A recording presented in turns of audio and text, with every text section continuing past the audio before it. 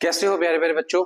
और उम्मीद है कि आप लोग सारे लगे हुए अपने 10th क्लास की तैयारी के लिए। किसी के प्री बोर्ड चल रहे हैं, किसी के बोर्ड्स आने वाले हैं, 15 से सीबीएसई के स्टार्ट हैं। तो मुझे उम्मीद है कि आप लोग सभी भरपूर मेहनत कर रहे हो और सभी हमारे चैनल को, हमारी ऐप को सब्सक्राइब कर चुके हैं और उसका फायदा ले रहे हैं। जो नहीं ले रहे हैं उनसे बोलूंगा कि जल्दी से वो हमारे साथ ज्वाइन हो, ताकि वो हमारी ये जो छोटे छोटे कोर्सेज स्पेशली आप भी लोगों के लिए इन दिनों के लिए ही बनाए हुए हैं उसका फायदा ले सकें। और अपने जितने भी दोस्त हैं या कुलीग्स हैं उनको भी आप ये बोलो कि जितने भी क्लास 10th के बच्चे हैं वो इस कोर्स का फायदा ले सकते हैं। साइंस और मैथ्स दोनों ही हम लोग कुछ ही दिनों में 100% तरीके से करेंगे, जिसके अंदर एनसीईआरटी और इसके अलावा जितने भी अदर बुक्स हैं, 6-7 बुक्स हैं, उन सबको मिला के हमने ये कोर्स बनाया हुआ है।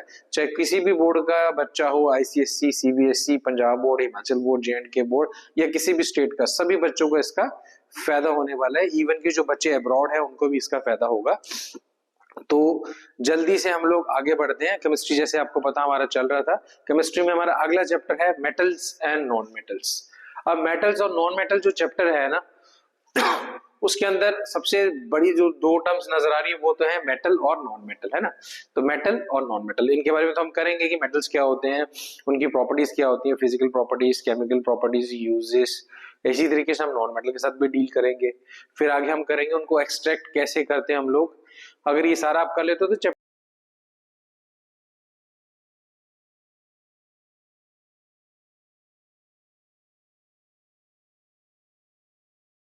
चले जाओ। वो एलिमेंट्स जो अच्छे से कंडक्ट नहीं करते, ना हीट कंडक्ट कर पाते, ना इलेक्ट्रिसिटी, ना अच्छे से वो मेलेबल है, ना डक्टाइल है, उनको हम क्या बोलेंगे, नॉन मेटल्स। एग्जाम्पल, जितने भी गैसेस है सारी नॉन मेटल्स हैं। बहुत सिंपल एग्जांपल है, हाइड्रोजन, ऑक्सीजन, नाइट्रोजन। इसके अलावा सल्फर है, कार्बन है।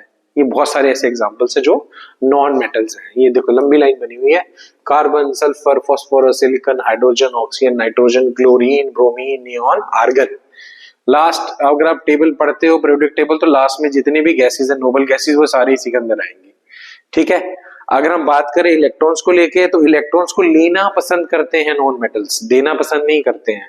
जैसे कोई भी नॉन मेटल ले लो, एग्जांपल मैं क्लोरीन का ले लेता हूं। क्लोरीन की कॉन्फ़िगरेशन होती है 2s7। अब लास्ट में उसको कंप्लीट होने के लिए सिर्फ एक इलेक्ट्रॉन चाहिए और यहाँ फिर उसको साथ देने पड़ेंगे। तो आसान काम कौन सा है, एक लेना। तो एक इलेक्ट्रॉन ये ले लेगा क्लोरीन और क्या बन जाएगा, Cl नेगेटिव। तो मतलब ये इलेक्ट्रॉन नेगेटिव होते हैं, इलेक्ट्रॉन लेना पसंद करते हैं, तो इनपे नेगेटिव साइन ही दिखेगा इनके आयंस के ऊपर। तो इलेक्ट्रोनेगेटिव होते हैं जितने भी नॉन मेटल्स होते हैं, सिंपल है। ठीक है। मतलब इनके अंदर इलेक्ट्रॉन्स की कमी होती है और मेटल्स के पास अधिकता होती है, दे हैव मोर इलेक्ट्रॉन्स, ताकि वो डोनेट कर सके। इसीलिए तो मेटल और नॉन मेटल आपस में रिएक्ट करते हैं। क्यों, एक को इलेक्ट्रॉन्स की कमी है, एक के पास ज्यादा है, तो एक दूसरे को वो देते हैं और आपस में बॉन्ड बना लेते हैं, simple. Next, physical property. Physical property में थोड़ा जल्दी जल्दी करूंगा क्योंकि आपने मेटल्स की कर ली है, बिल्कुल उसका ऑपोजिट चलना आपने। ठीक है। मेटल जो होते हैं वो हार्ड नहीं होते हैं, सॉफ्ट होते हैं। एक्सेप्शन यहां पर भी है। एक्सेप्शन क्या है, डायमंड। डायमंड जो है कार्बन का एक फॉर्म है जो नेचुरल हार्डेस्ट सब्सटेंस है। आंसर बहुत बड़ा है क्वेश्चन, ये वाला याद कर लेना। Which is the hardest natural substance, तो आंसर है डायमंड। कार्बन की फॉर्म है और क्या है, हार्डेस्ट है, जबकि सॉफ्ट होना चाहिए था, लेकिन एक्सेप्शनल केस है। उसके बाद स्टेट, नॉन मेटल की बात करें तो नॉन, हमने देखा था वो सॉलिड ही होते हैं सिर्फ मरकरी को छोड़ के। तो नॉन मेटल किसी भी फॉर्म में हो सकते हैं, सॉलिड फॉर्म में, लिक्विड फॉर्म में, गैस फॉर्म में। इसमें इंपॉर्टेंट है लिक्विड फॉर्म। गैस तो मैंने बहुत सारी दिखा दी आपको, ऑक्सीजन होता है ना, हाइड्रोजन होता है, क्लोरीन होता है, गैसेस के एग्जांपल्स है। सॉलिड में बात करें, कार्बन हो गया, सल्फर हो गया, ये एग्जांपल्स है। लिक्विड, एक ही लिक्विड है जो नॉन मेटल है, ब्रो है ब्रोमीन। ये क्वेश्चन बहुत बार आ चुका है। Name the liquid non metal, वो है ब्रोमीन। मेटल और नॉन मेटल में दो ही लिक्विड हमने पढ़े हैं, एक है मेटल्स के अंदर वो है मरकरी, और नॉन मेटल में आगे ब्रोमीन। इसको नहीं भूलना आपने, ब्रोमीन अकेला लिक्विड नॉन मेटल है, याद रखना। नेक्स्ट, लस्टर, चमक की बात अगर हम करें, नॉन मेटल की जो चमक है वो कम होती है, इसका उल्टा मेटल्स की चमक बहुत होती है, इसलिए मेटल्स को हम ज्वेलरी में यूज करते हैं। अच्छा, चमक को लेके देखें तो दो एक्सेप्शंस है हमारे पास। डायमंड की बहुत चमक होती है, आयोडीन भी जो होता है वो शाइनी होता है। तो आयोडीन और डायमंड एक्सेप्शन है शाइन के मामले में, चमक है इनमें, लस्टर है। उसके बाद सोनरिसिटी, मेटल किसी को भी हिट कर लो वो कभी भी साउंड प्रोड्यूस नहीं करते हैं। ये बैड कंडक्टर है, लेकिन यहाँ पर भी एक्सेप्शन है, हीट और इसके बैड कंडक्टर है। लेकिन ग्रेफाइट जो कार्बन की एक फॉर्म है वो गुड कंडक्टर ऑफ इलेक्ट्रिसिटी है, इसलिए हम लोग ड्राई सेल्स के अंदर उसको यूज करते हैं, क्योंकि ग्रेफाइट जो है वो गुड कंडक्टर है। एक्सेप्शन क्या होगा? ग्रेफाइट। एक्सेप्शन सबसे ज्यादा क्वेश्चंस आते हैं, इसलिए अपने अच्छे से इनको रट लेना है, याद कर लेना है, समझ लेना है। नेक्स्ट है मेलिबिलिटी एंड डक्टाइल। जितने भी नॉन मेटल्स हैं वो ब्रिटल हैं। ब्रिटल मतलब ना उनकी तारें बनती हैं ना उनकी शीट्स बनती हैं।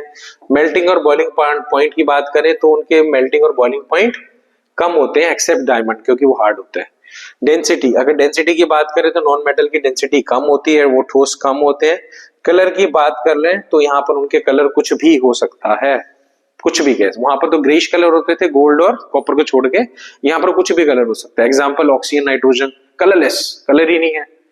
ठीक है, सल्फर येलो होता कलर में, कार्बन ब्लैक भी हो सकता है, ट्रांसपेरेंट भी हो सकता है। तो अलग अलग कलर्स देखने को हमें मिल रहे हैं, इसका मतलब कोई भी कलर हो सकता है। ठीक है, नेक्स्ट हमारा, अगर हम आगे की बात करें तो केमिकल प्रॉपर्टीज, फिर वही मुश्किल वाला मामला, और ये बहुत अच्छे से अपने याद करना है। नॉन मेटल की रिएक्शन थोड़ी कम है तो आपको आसानी रहेगी। अब बात करते हैं हम नॉन मेटल्स की। जितने भी नॉन मेटल्स है ना वो ऑक्सीजन के साथ रिएक्ट करते हैं और क्या बनाते हैं? Non metallic oxide. ये एसिडिक होंगे कैरेक्टर में क्योंकि वो बेसिक थे, और ये न्यूट्रल भी हो सकते हैं। तो मोटे मोटे तौर पे मैं एक चीज समझा दूं आपको, मेटल भी ऑक्सीजन से रिएक्ट करते हैं, ऑक्साइड बनाते हैं, नॉन मेटल भी ऑक्साइड बनाते हैं। दोनों में फर्क क्या है? मेटल के ऑक्साइड्स बेसिक या एम्फोटरिक होते हैं, हमने दोनों केसेस किए थे। बट जो नॉन मेटल के ऑक्साइड्स हैं वो कैसे होंगे?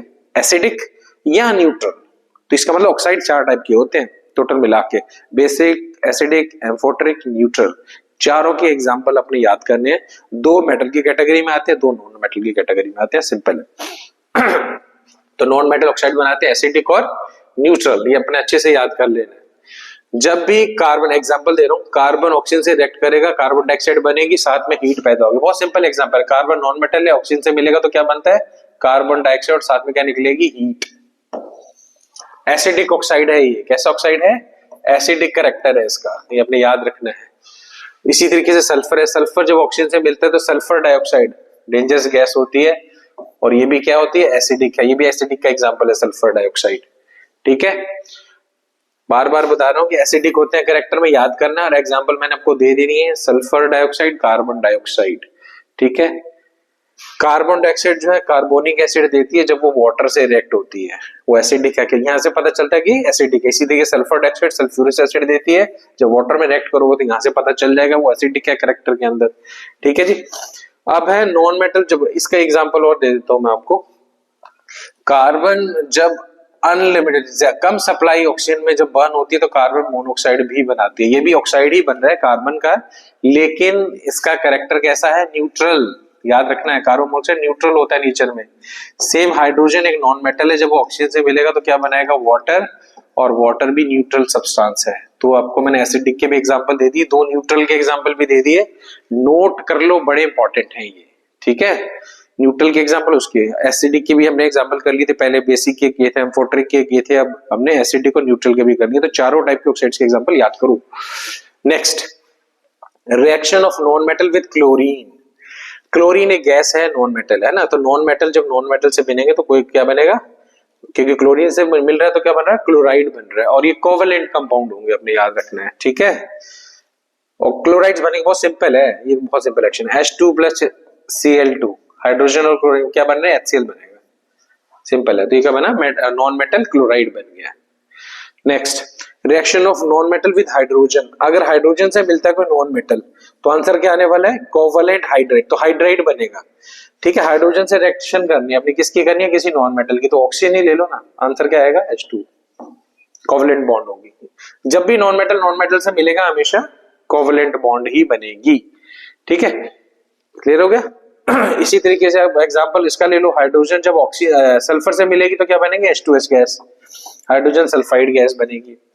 बनेगा क्या? हाइड्राइड बनता है, लेकिन किस चीज का बन रहा है? कोवेलेंट हाइड्राइड बन रहा है, ये याद रखना है। ठीक है, नेक्स्ट हम चलते हैं अगली स्लाइड की तरफ, वो है एसिड के साथ रिएक्शन, ये इंपॉर्टेंट, इसको आप नोट कर लो कि जैसे मेटल की अपनी रिएक्शन की थी एसिड्स के साथ, वैसे नॉन मेटल की भी रिएक्शन यहाँ पर अपने याद करने की जरूरत नहीं है क्योंकि वो रिएक्शन नहीं है, नो रिएक्शन। तो एसिड के साथ रिएक्शन नहीं है, नॉन मेटल्स की वो रिएक्शन नहीं करते उनके साथ, तो आपका काम आसान हो गया। ठीक है, क्लियर हो गया। चलो इसी तरीके से जो नॉन मेटल है वो वाटर के साथ रिएक्ट या स्टीम के साथ रिएक्ट नहीं करते हैं। तो दो तो आपकी आसान होगी रिएक्शंस कि ना वाटर के साथ उन्होंने रिएक्ट करना है ना एसिड के साथ, तो दो तो जो है कॉलम सबके खाली रहेंगे, वो आपको याद करने की जरूरत नहीं है। उसके बाद है reaction of metals and non metal. एक मेटल और नॉन मेटल जब मिलते हैं तो क्या होता है, मैंने पहले भी बताया था। मेटल्स एग्जांपल लेता हूं सोडियम का, वो इलेक्ट्रोपॉजिटिव होते हैं, मतलब उनके पास फालतू इलेक्ट्रॉन उनको देने हैं। क्लोरीन नॉन मेटल का एग्जांपल है, वो इलेक्ट्रॉन नेगेटिव, उसको इलेक्ट्रॉन लेना है, तो ये अपना इलेक्ट्रॉन इसको दे देता है और दोनों एक बॉन्ड बना लेते हैं और क्या बन जाते हैं, एक कंपाउंड बना देते हैं, जिसको हम क्या बोलते हैं, आयोनिक कंपाउंड। तो मेटल और नॉन मेटल आपस में मिलके क्या बनाते हैं, हमेशा आयोनिक कंपाउंड, जो कैसे बनते हैं, ट्रांसफर ऑफ इलेक्ट्रॉन्स। ट्रांसफर कौन करता है, मेटल, और लेता कौन है, नॉन मेटल। तो मेटल नॉन मेटल को इलेक्ट्रॉन्स देगा, दोनों में एक रिलेशन बन जाएगी, उस रिलेशन का नाम होगा आयनिक बॉन्डिंग, और जो कंपाउंड बनेगा उसको बोलेंगे आयोनिक कंपाउंड।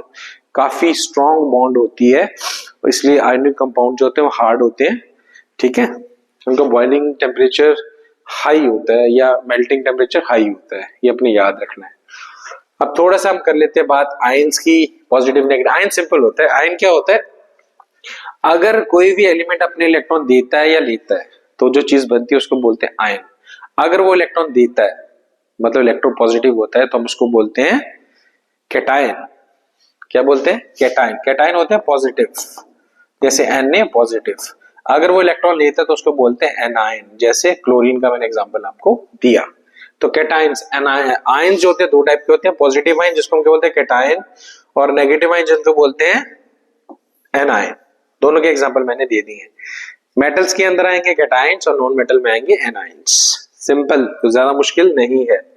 ठीक है,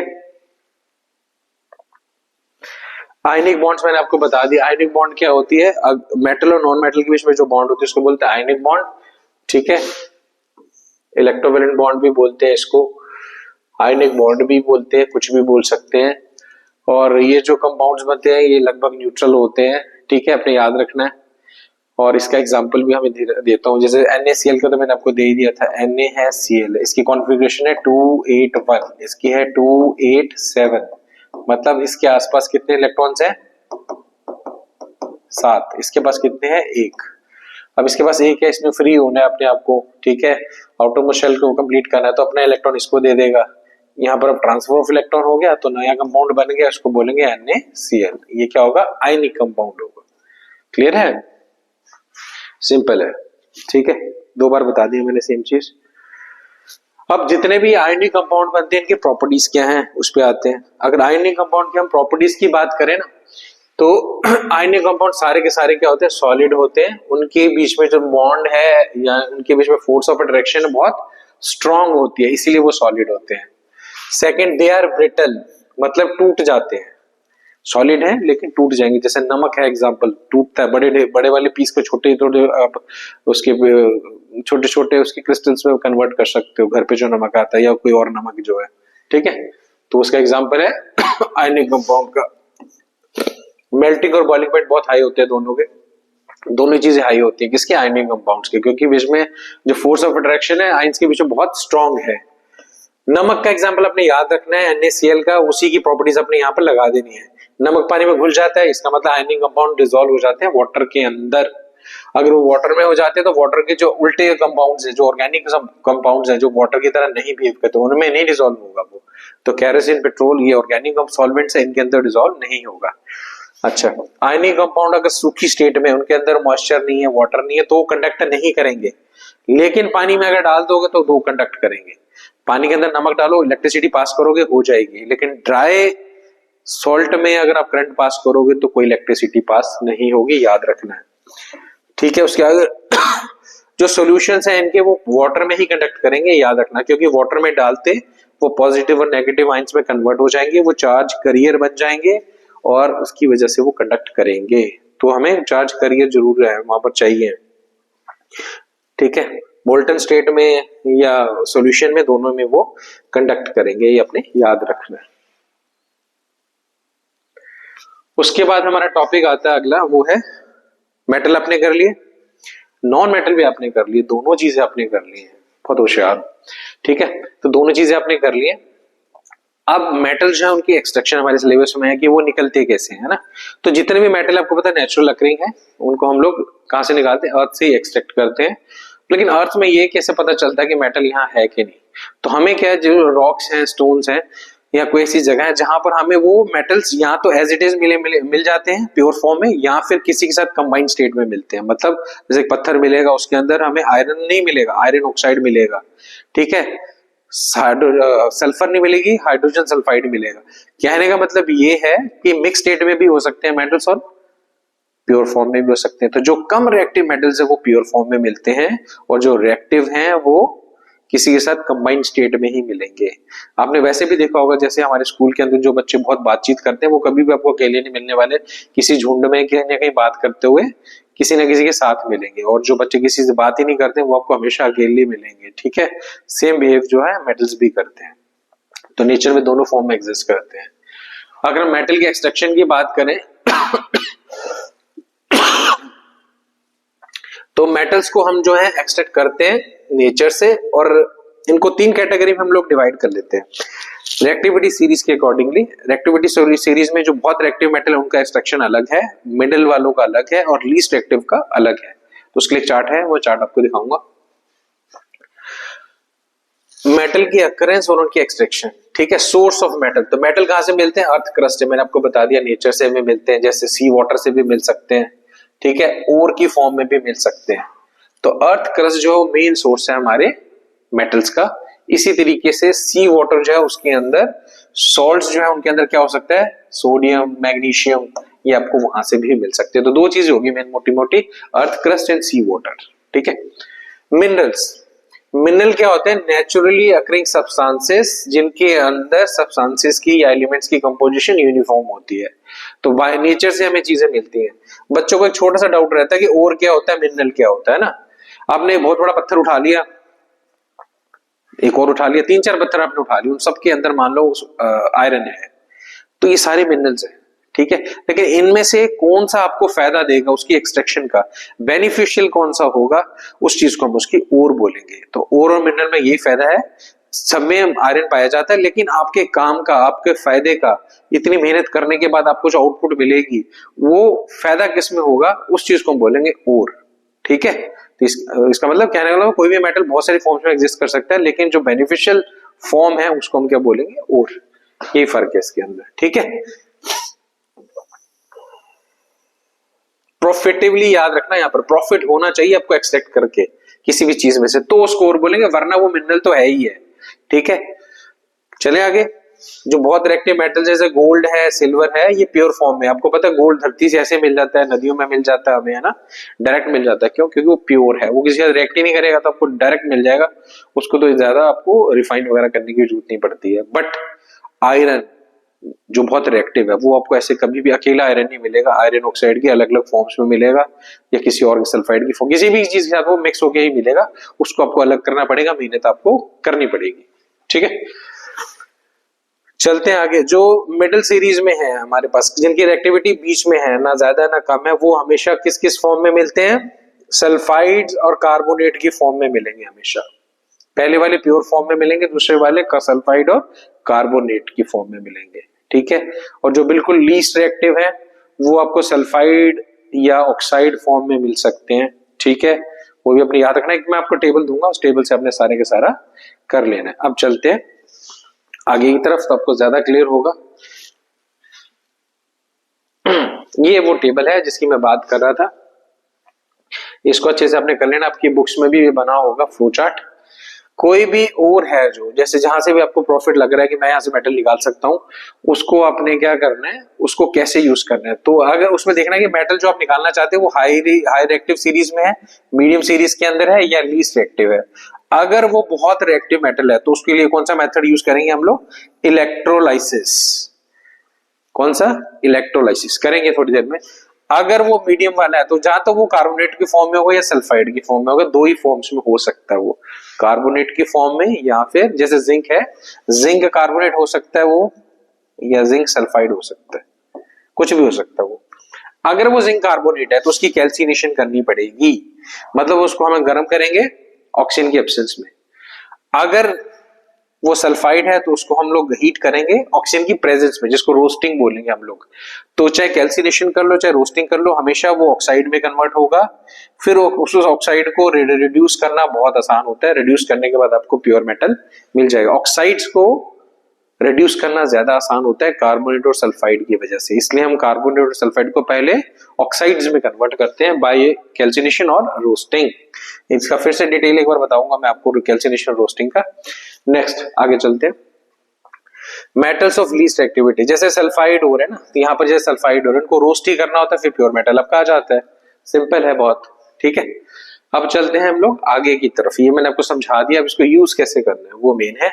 इसकी अगर हम यूज करें तो सबसे पहले क्या हमारे पास ओर है, जैसे आपको एक पत्थर मिल गया, आपको पता चल गया इसमें से बहुत अच्छे से आयरन निकल आएगा, तो पहले तो आप इसको तोड़ोगे ना, क्रश करेंगे उसको, ताकि उसमें से हम लोग आयरन या कोई भी मेटल निकाल सके।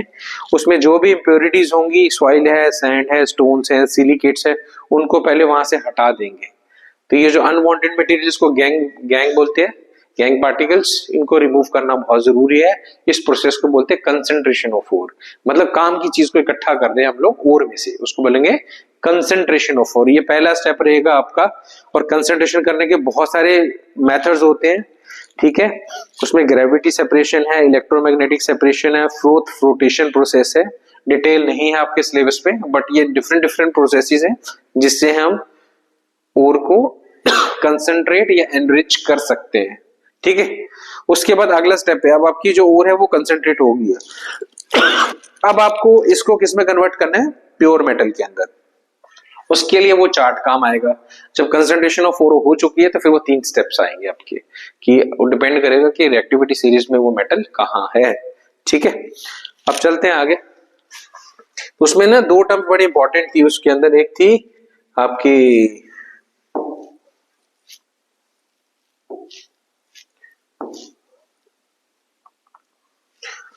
कैल्सिनेशन और एक थी रोस्टिंग, है ना, 2 इंपॉर्टेंट टर्म्स थी। अगर उनकी बात करें तो पहले वो आपको बता देता हूं एक बार, फिर हम आगे चलते हैं, ठीक है। कैल्सिनेशन एंड रोस्टिंग हल्का से एक बार बता देते, फिर आगे चलते हैं हम लोग। कैल्सिनेशन का मैंने मतलब बताया था, C for calcination, C for carbonate. इसका मतलब कार्बोनेट ओर्स के लिए यूज करते हैं, सीसी याद रखो, कार्बोनेट और कैल्सिनेशन जुड़े हुए आपस में। रोस्टिंग सल्फाइड ओर्स के लिए होती है। जैसे मैंने आपको एग्जांपल दिया था किसका, जिंक सल्फाइड का, इसमें आप एग्जांपल देख सकते हो जिंक कार्बोनेट का। तो जिंक कार्बोनेट को हम क्या करेंगे, कैल्सिनेशन, उसको करेंगे रोस्टिंग। कोई ज्यादा फर्क नहीं, हीट करना होता है, बस आपने देखना ऑक्सीजन लेनी है कि नहीं लेनी है। अगर कैल्सिनेशन है तो नो ऑक्सीजन, ऑक्सीजन आपने यूज नहीं करनी है हीटिंग के टाइम पे, इसमें ऑक्सीजन को आपने यूज करना है। ये फर्क है, सबसे बड़ा डेफिनेशन ही ये है। Heating of carbonate ores in the absence of oxygen is called calcination. Heating of sulfide ores in the presence of oxygen is called roasting. 2 points बड़े आसानी से समझ आ गए। कार्बन डाइऑक्साइड रिलीज होगी, ठीक है, जब भी आप हीट इसको करोगे तो कौन सी गैस रिलीज हो रही है, कार्बन डाइऑक्साइड। जब इसको आप हीट करोगे तो सल्फर डाइऑक्साइड, क्योंकि नाम से पता चल रहा है कार्बोनेट ओर है तो कार्बन डाइऑक्साइड निकलेगी, सल्फाइड ओर है तो सल्फर डाइऑक्साइड निकलेगी। ये बड़े अच्छे से आपको समझ आ गया होगा, और ये क्वेश्चन बहुत बार आएगा और शायद इस साल भी आ जाए आपको ये क्वेश्चन, बड़ा इंपॉर्टेंट क्वेश्चन है ये केमिस्ट्री का। रिडक्शन, अब आपने क्या किया, कन्वर्ट कर लिया किसी भी सल्फाइड या कार्बोनेट ओर को ऑक्सीजन के अंदर, है ना। तो एग्जांपल मैं आपको बड़े अच्छे से देता हूं यहाँ पर, एक ऐसे आपको समझ नहीं आने वाला। तो एग्जांपल हमारे पास क्या रहेगा, अभी मैंने वैसे हल्का सा बताया भी था आपको, कि जैसे जिंक सल्फाइड है आपके पास ना, उसमें आपने ऑक्सीजन डाली, मतलब रोस्टिंग की, तो आपका क्या आ गया यहाँ पर, सल्फर डाइऑक्साइड आ गई, साथ में क्या आएगा, जिंक ऑक्साइड। तो कहने मतलब आपका ऑक्साइड में कन्वर्ट होगी ये चीज, बट आपको जिंक नहीं मिला अभी यहाँ पर।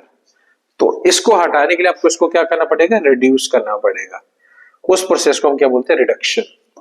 रिडक्शन मतलब ऑक्साइड ओर को फिर से आपको हीट करना पड़ेगा, इसको फिर से आप हीट करोगे जब जिंक ऑक्साइड को, तो फिर प्योर मेटल मिलेगा, ठीक है। अब रिडक्शन के लिए भी अलग अलग मेथड्स हैं, अगर जो मेटल है वो कम रिएक्टिव है, जैसे मरकरी है, कॉपर है ना, तो वो हमेशा किसकी फॉर्म में मिलेगा, हमें सल्फाइड की फॉर्म में मिलेगा। जैसे एग्जांपल है HgS, सिन्नाबार मरकरी की ओर का नाम है, कॉपर ग्लैंस CuS, ये किसका है, कॉपर का ओर है। तो ये हमेशा सल्फाइड की फॉर्म में मिलते हैं। इनको पहले ऑक्साइड में कन्वर्ट करोगे आप लोग, फिर उनको रिड्यूस करोगे। ठीक है, क्लियर हो गया। एग्जांपल जैसे इसने दिया कि आपको कॉपर, आप जिद है कि मैंने कॉपर निकालना है, तो कॉपर किस में से निकालोगे, कॉपर सल्फाइड में से। तो इसको पहले क्या करोगे, रोस्टिंग करोगे। इसकी रोस्टिंग कैसे करोगे, ऑक्सीजन की प्रेजेंस में करोगे। तो क्या मिलेगा आपको, कॉपर ऑक्साइड और सल्फर डाइऑक्साइड, है ना। अब इसकी क्या करोगे आप, रिडक्शन। ठीक है, अब इसको कैसे करेंगे रिडक्शन, इसको आप लोग जस्ट हीट कर दोगे तो आपको क्या मिल जाएगा, कॉपर। तो रिडक्शन जो है उसके अलग अलग मेथड है। कभी कभी हम हाइड्रोजन डाल के करते हैं, कुछ अदर मेटल्स को डाल के रिडक्शन कर सकते हैं, और डायरेक्ट हीट भी कर सकते हैं। किसी भी तरीके से आप रिडक्शन कर सकते हो। तो रिडक्शन के अलग अलग मेथड्स है। ठीक है, उसके बाद है हमारे पास extraction of metals of middle reactivity. जो बीच वाली रिएक्टिविटी वो मैंने आपको बता दिया, दोनों फॉर्म में एग्जिस्ट करते हैं, सल्फाइड भी होंगे, कार्बोनेट भी होंगे। एक केस में अपने रोस्टिंग करनी है, एक केस में आपने कैल्सिनेशन करनी है। कुछ भी करोगे आंसर ऑक्साइड ही आएगा। ऑक्साइड की फिर आपको रिडक्शन करनी पड़ेगी। जैसे ये एग्जांपल है, आपने वाटर की प्रेजेंस में, ऑक्सीजन की प्रेजेंस में इसको हीट किया सल्फाइड और को, तो जिंक ऑक्साइड बन गई। फिर जिंक ऑक्साइड की आपको क्या करनी पड़ेगी, रिडक्शन। आप ठीक है, ये बड़ा इंपॉर्टेंट है, इसकी आपने रिडक्शन करनी है। तो रिडक्शन इसने कैसे की है, कार्बन डाल के। तो रिड्यूसिंग एजेंट कौन बन रहा है यहाँ पर, कार्बन। तो डायरेक्ट हीट कर सकते हो, कार्बन डाल सकते हो, हाइड्रोजन का कोई भी रिड्यूसिंग एजेंट यूज कर सकते हो। कुछ भी, कुछ मेटल्स को भी हम कभी कभी यूज करते हैं। जैसे एग्जांपल अगला है हमारा, जिंक ऑक्साइड को हम कैसे कन्वर्ट करते हैं जिंक के अंदर, उसको भी हम कार्बन के साथ ही हीट करते हैं। ये भी सेम, ये वाला एग्जांपल सेम आ जाएगा यहाँ पर। अगर हम आयरन को हेमाटाइट ओर में से निकालना है तो उसको भी हम कैसे करते हैं, रिडक्शन करेंगे। आयरन ऑक्साइड को क्या करेंगे, रिडक्शन। इसी तरीके से हमारे पास लेड ऑक्साइड है, लेड ऑक्साइड की भी रिडक्शन करोगे कार्बन के साथ हीट करके। ये सारे कार्बन के एग्जांपल है, रिडक्शन सारी की सारी कार्बन के साथ ही हम लोग कर रहे हैं। अब आपको एक और एग्जांपल देता हूं जिसमें हम लोग कार्बन नहीं यूज करेंगे, कुछ और यूज करेंगे रिड्यूसिंग एजेंट में। तो वो एग्जांपल है हमारा मैंगनीज ऑक्साइड का। तो मैंगनीज डाइऑक्साइड को हम लोग क्या करते हैं, ऑक्साइड है किसी मेटल का, उसकी रिडक्शन हम एल्युमिनियम डाल के करेंगे। तो एल्युमिनियम हमने डाला तो वो प्योर मेटल में कन्वर्ट हो गया। तो यहाँ पर हमने रिड्यूस तो किया, लेकिन यूज क्या किया, एल्युमिनियम। इसी तरीके से एक बड़ी इंपॉर्टेंट रिएक्शन है, जब हम सम अप करेंगे सभी रिएक्शंस का, उसमें बड़ी इंपॉर्टेंट एक रिएक्शन है जिसको बोलते हैं थर्माइट रिएक्शन। बड़ी इंपॉर्टेंट रिएक्शन है। थर्माइट रिएक्शन में क्या होता है, हम लोग रिड्यूस करते हैं किसको, आयरन ऑक्साइड को। मतलब आयरन की ओर है, उसको हमने ऑक्साइड की फॉर्म में उसको हमने कन्वर्ट कर दिया आयरन के अंदर, लेकिन यूज क्या किया हुआ है, एल्युमिनियम। तो एल्युमिनियम के एक वो एग्जांपल था मैग्नीशियम डाइऑक्साइड, एक है आयरन ऑक्साइड। तो दोनों में हमने आयरन प्रोड्यूस किया है, लेकिन यूज क्या किया है, एल्युमिनियम को रिड्यूसिंग एजेंट की तरह। ये स्पेशल रिएक्शन का नाम है थर्माइट रिएक्शन। आपने याद रखना है, प्रोसेस को बोलते हैं थर्माइट वेल्डिंग।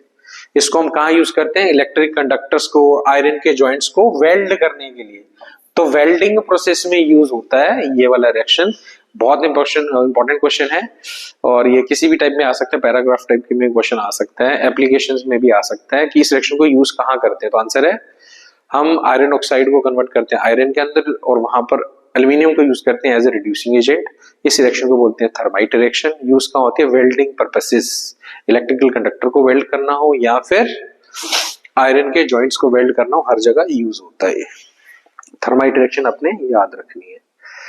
अब चलते हैं हाई रिएक्टिविटी सीरीज। अगर हम हाई रिएक्टिविटी सीरीज की बात करें ना, तो वहां पर जो मेटल्स है उसको हम लोग कैसे करते हैं, प्योर मेटल मिल जाता है आपको डायरेक्ट, जल्दी मिल जाएगा, लेकिन वहां पर इलेक्ट्रोलाइसिस करेंगे। इलेक्ट्रोलाइटिक रिडक्शन मेथड है जिससे हम लोग मेटल्स को निकाल लेंगे, है ना।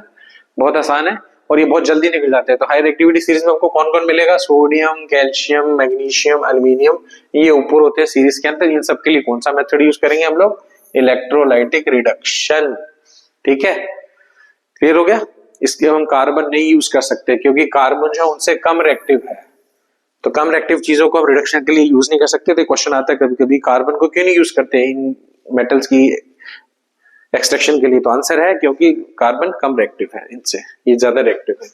इलेक्ट्रोलाइटिक रिडक्शन, तो इसमें क्या होता है, नाम से पता चल रहा है इलेक्ट्रोलाइटिक मतलब इलेक्ट्रिसिटी यूज कर रहे हैं। तो हम लोग इलेक्ट्रिक करंट को पास करते हैं एक मोल्टन स्टेट, मतलब पानी और मेटल को मिक्स कर देंगे ओर को, वो जो चीज बनेगी उसको मोल्टन मिक्सचर बोलेंगे, उसमें से हम करंट को पास करेंगे। जैसे करंट पास करेंगे तो जो पॉजिटिवली चार्ज आयंस है ना वो कैथोड पे डिपॉजिट हो जाएंगे। याद रखना, पॉजिटिवली चार्ज आयन कहाँ होंगे डिपॉजिट? कैथोड पे। और नेगेटिवली चार्ज कहाँ होंगे? एनोड पे। तो करंट पास करते वो अपनी अपनी जगह पे वापस चले जाएंगे, मेटल वाले कैथोड पे चले जाएंगे, नॉन मेटल वाले एनोड पे चले जाएंगे, तो आपका मेटल अलग हो गया। सिंपल एग्जांपल भी देता हूं, ठीक है। और इस मेथड से जितने भी मेटल हमें मिलते हैं वो बिल्कुल प्योर फॉर्म में मिलते हैं, डायरेक्ट उनको आप यूज कर सकते हो, ठीक है। ये देखो एक डायग्राम भी बना हुआ है। तो यहां पर हमने क्या किया, मोल्टन स्टेट के अंदर हमने ओर को डाल दिया है और करंट हमने पास कर दिया। जैसे करंट पास किया तो जो मेटल है वो सारे के सारे कैथोड पे जाके डिपॉजिट हो रहा है। जैसे कॉपर यहाँ पर डिपॉजिट हो रहा है ना, और जितनी भी इंप्योरिटीज है वो सारी की सारी नीचे गिर रही है। ये देखो इकट्ठी होगी सारी की सारी इंप्योरिटी, इसको बोलते हैं एनोड मंड। एनोड वाली साइड पे सारी की सारी इंप्योरिटीज नीचे गिर जाएंगी, ठीक है। ये था कॉपर की एक्सट्रैक्शन। या कोई भी मेटल ले सकते हो जो हाई है इलेक्ट्रो सीरीज के अंदर, रिएक्टिविटी सीरीज के अंदर। समझ आ गया? इसको बोलते हैं इलेक्ट्रोलाइटिक रिफाइनिंग। अगर हमने ऐसे याद करना तो इट इज द प्रोसेस जिसमें क्या होता है, हम करंट पास करते हैं और प्योर मेटल जो है वो कैथोड पे जाके डिपॉजिट हो जाता है। इसमें जो सॉल्यूशन आपने यूज करना है वो उसी मेटल का सल्फेट सॉल्यूशन यूज करना है, ये अपने याद रख लेना है, ठीक है। कॉपर का एग्जांपल ये सामने है, ये कॉपर का ही बना हुआ है। एनोड कैथोड का आपने अच्छे से याद रखना है, एनोड पे क्या प्रोड्यूस होगा और कैथोड में क्या प्रोड्यूस होगा। ये डायग्राम इंपॉर्टेंट है, इसको एक बार देख लेना। उसके बाद आते हैं हम लोग कोरोजन। चैप्टर के एंडिंग की तरफ हम लोग जा रहे हैं, छोटे छोटे टॉपिक से। कोरोजन, कोरोजन हमने पहले भी किया था फर्स्ट चैप्टर में। कोरोजन क्या होता है? किसी भी चीज का खराब हो जाना, अगर वो वाटर, एयर, एसिड्स या सॉल्ट्स के कांटेक्ट में है वो चीज, तो उसको बोलते हैं कोरोजन। तो जितने भी मेटल्स आपको पता उनके सरफेसेस खराब हो जाते हैं जब वो इन मटेरियल्स के कांटेक्ट में आते हैं। तो एयर और वाटर दो कंडीशंस हैं जिनका आना बहुत जरूरी है। अगर एक चीज आएगी दूसरी चीज नहीं आएगी तो खराब नहीं होगी चीज। तो एयर एंड वाटर बोथ चाहिए, दोनों होंगे तो। इसके अलावा तीसरी चीज हो सकती है लेकिन दो तो बहुत कंपलसरी है। ये दोनों चीजें होंगी तो ही कोरोजन होगा, ठीक है। इस प्रोसेस को हम क्या बोलते हैं? कोरोजन। कि मेटल का सरफेस धीरे धीरे हमें लगता है कोई खा गया है, तो ठीक है, तो मेटल गेट्स ईटन अप। जैसे कि एग्जांपल है आयरन, लोहे को क्या लग जाता है? रस्ट, यानी कि जंग लग जाता है जब वो वाटर और एयर के कांटेक्ट में आते हैं, ठीक है। रस्टिंग ऑफ आयरन बहुत अच्छा एग्जांपल था इसका। इसमें बनता क्या है? रस्ट बनता है। और कब बनता है? जब वो मॉइस्चर और एयर दोनों के कांटेक्ट में आता है तो आयरन की ऊपर वाली लेयर जो है वो आयरन ऑक्साइड में कन्वर्ट हो जाती है, जो ब्राउन कलर का होता है, जिसको हम क्या बोलते हैं? जंग या रस्ट। इस प्रोसेस को बोलते हैं रस्टिंग ऑफ आयरन। अगर आप रस्टिंग ऑफ आयरन को टाइम पे नहीं रोकोगे तो धीरे धीरे सारा आयरन किसमें कन्वर्ट हो जाएगा? आयरन ऑक्साइड में, और सारा आपको नुकसान हो जाएगा। तो उसको प्रिवेंट करने के लिए हम लोग हर साल करोड़ों रुपया खर्चते हैं ताकि आयरन खराब ना हो। आयरन सबसे ज्यादा यूज होने वाला मेटल है। तो हम लोग कैसे बचा सकते हैं आयरन को रस्टिंग से या किसी भी चीज को कोरोजन से? By painting. उसके ऊपर पेंट कर दो। घर के में देखो कितनी चीजें होती है आयरन की, सब में हम लोग क्या कराते हैं? पेंट कराते हैं। चेयर्स हैं आपकी, टेबल्स हैं, है ना, जितना फर्नीचर होता है मेटल का। क्यों करवाते हैं? क्योंकि उससे एयर कांटेक्ट में नहीं आ पाती उस मेटल के, तो कोरोजन नहीं होती। सिमिलरली ग्रीसिंग, इंडस्ट्री में हम लोग ग्रीस कर देते हैं मेटल्स को।